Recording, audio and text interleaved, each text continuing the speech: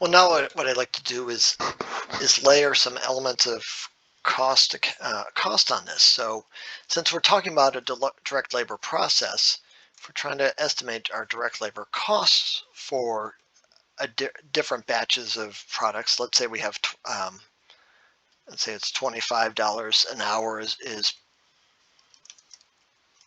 is our average direct labor cost. And perhaps there's overhead as well, and we'll call that, say, $16 per direct labor hour. So if we are at our eighth batch, well then our direct labor costs. So we'll have our total direct labor hours then would be 34.99. Sorry, 34.99. So this is our total direct labor hours. So then our direct labor cost then would just be the product of 34.99 multiplied by 25.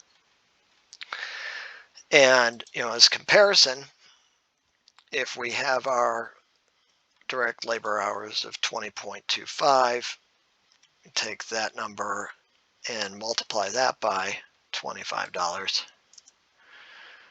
We have over a $300 difference. So depending on how quickly somebody is learning, that's going to be considerable. So I guess we could just show that in mathematical terms. It's 874.80 minus 506.25. So it's $368.55 difference if we for the different learning curve rate. So now keep in mind, I mean, let's be clear about this. We're criticizing or saying, well, look, 90% is not that great. Well, if we had 100% learning, and we could go in here and change the learning curve rate to 100%. Well, what we would mean is that everything here would be at, so if we looked at, say, a learning curve rate here, instead of raising this to the negative 0.152 power, we go to the 0, well, look what happens. Well, this is why we need to move everything down there. Notice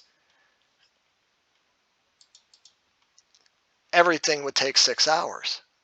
And so we would have 1,200 versus a 75% learning curve rate.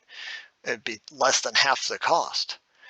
So we shouldn't, so this is just before we save anything there. Now we want to make sure that we do that, save. So having having some learning is even the 90% rate is still desirable, and is demonstrating that there's an efficiency gain from people working on something. So then when companies want to budget for this, that's something to keep in mind, is that they will, especially early on, or when they have interns who are working on something and it may take longer than what it's expected, what you're anticipating is that over time you'll be able to make up for that through eventual learning. And but again, there's as we've pointed out, there's an attenuation here as we go forward, and as these efficiency gains start slowing down, then we might actually have a process where learning stops, so to speak, and it ends up being perhaps at the at this marginal time, and we'll pick up on that in the next video.